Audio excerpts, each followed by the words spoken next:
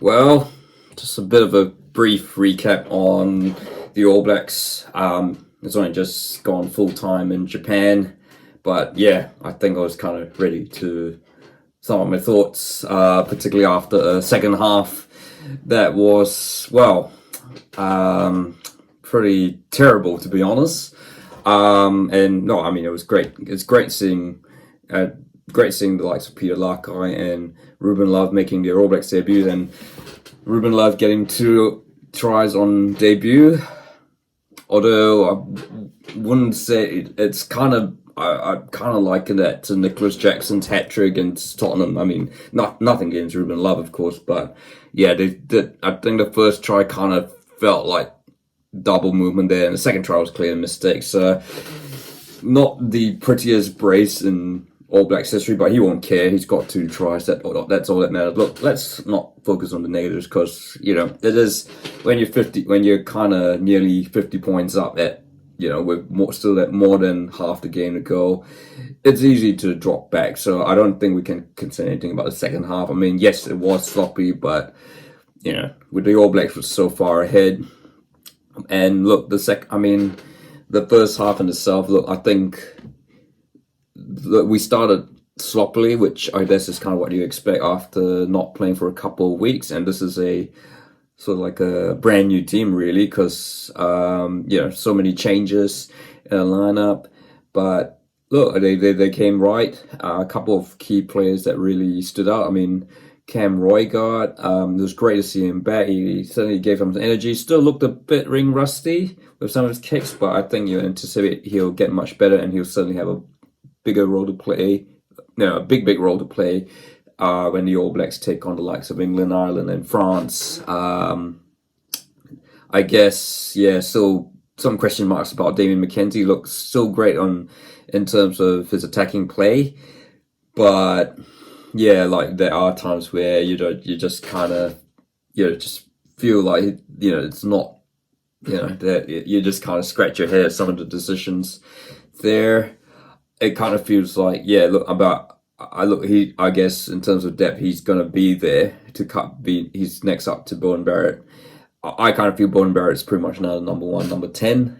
Certainly will do so against the likes of England, Ireland, and France, because they need someone who can control, who's not only able to control the game, the deep defense well, but also is very good on attack. So Bowen Barrett right now is the best, is currently the best option for New Zealand for what the type of rugby the All Blacks want to play. I guess, and look, well, I think my standout was Wallace Satiti. Actually, look, he continues to be one of the most outstanding debutants for the All Blacks in a while. I mean, the sky's the limit for this kid, and yeah, it looks certainly my pick of the moment.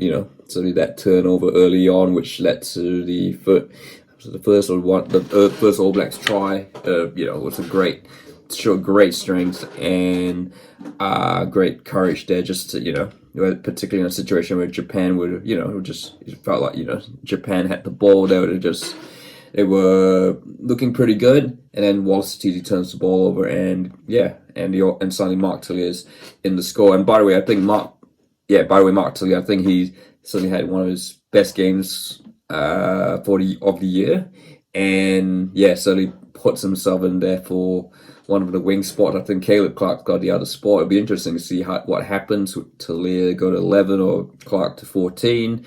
What about, and of course, particularly when Bowen Barrett's going to be number 10, and then Will Jordan's going to be at fullback. But it's all will be revealed, in the coming days. But yeah, look, certainly, and Patrick Tuipulotu had a great game as captain. What probably will be his only game as captain, because and certainly with the likes of Tupovai and Scott Barrett in the lock seems stacked, and you particularly think of someone like Akoi for Beard Plenty, who's been really outstanding. It is just crazy to think how much depth we have. You've still got you've got someone like Fabian Holland who is very close to getting his first All Blacks cap. You've got Sam Derry, who's been outstanding. Yeah, it's just having that many options at lock is just absolutely insane. It's probably our strongest position. I guess what else? I mean, I've talked about Damien McKenzie. I guess the lineouts drawing is still. I mean, Omura's drawing is still pretty mixed. But look, I guess Cody Taylor will be the first choice hooker. But look, I mean, yeah. Other than that, look, it's a solid win.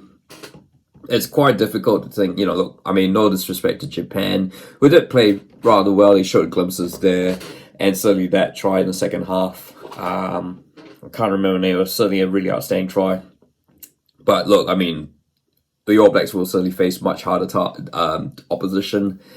But yeah, look, it is it's good to get a win, on this tour. There's lots of players blooded, lots of new caps given out. And yeah, lots more learned about certain players and what needs to be done. Look, so this is this